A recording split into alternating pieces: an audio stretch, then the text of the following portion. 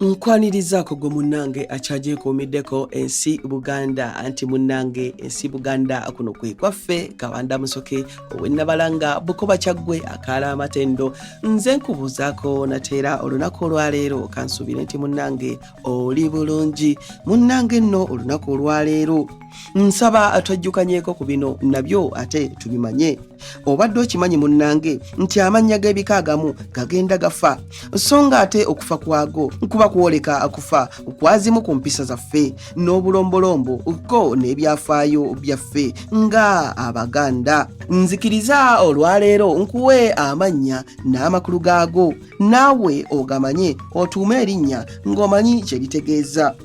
Erinnya Nnunda. Erinnya nno lino liva mu linnya eriweebwa ekinyonyi kye bayita nnunda oba kalooli oba mulengera nseenene nga gano gonna mannya ga kinyonyi kino mwe muva erinnya nnunda.